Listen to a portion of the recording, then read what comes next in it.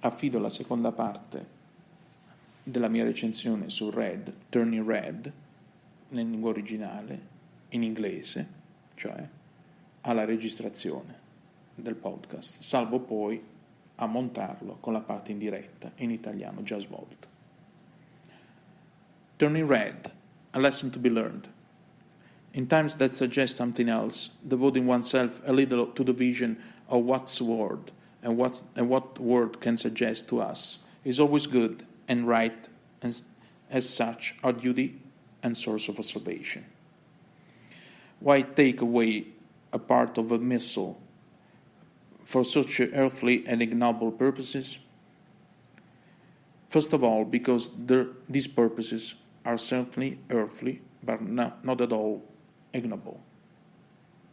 Why deal with the neurosis of an Asian Canadian girl with the hysteria and extraordinary pressure that these poor teenagers, already suspended between an Asian essence and a half and half reality in the West, with its laws, with its competitiveness, full of hypocritical feelings of guilt, more than at the right point and abundant, politically correct, dropped by handfuls as if it was Parmesan cheese.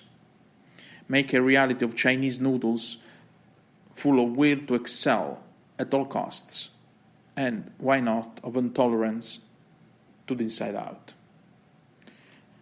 All this huge burden of hardship crushes the poor Chinese girl, very proudly managing with her family the local Buddhist temple. The mother, who marginalized in a perennial matriarchy, a husband who is in reality cultivates, represses dreams of independence, dreams for her star, a future as a savior of the world, and at least, if the figure had, in these times, only one chance to get noticed, a future as Secretary General of the United Nations. But, as in an Asian version of Kafka's Metamorphosis, the monster appears in the life of the chubby preteen. At a certain point, if she experiences inextinguishable emotions, passions, and anger, the girl turns into a huge red panda, unwatchable and unsustainable for a creature already struggling with the common discomforts and the embarrassment of every change in the age of puberty. And then the fight, which is unfolded throughout the films, between the girl and the monster, will end with the happy sharing of the two halves, a foregone message of those who have to come to terms with the reality of life that makes you change.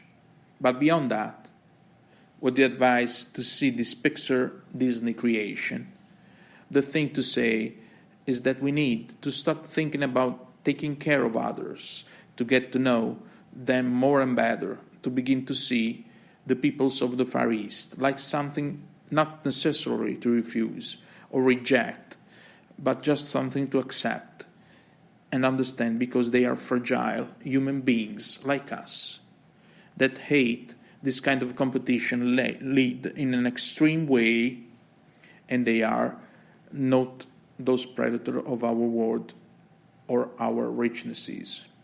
That's their red panda, and we have ours too.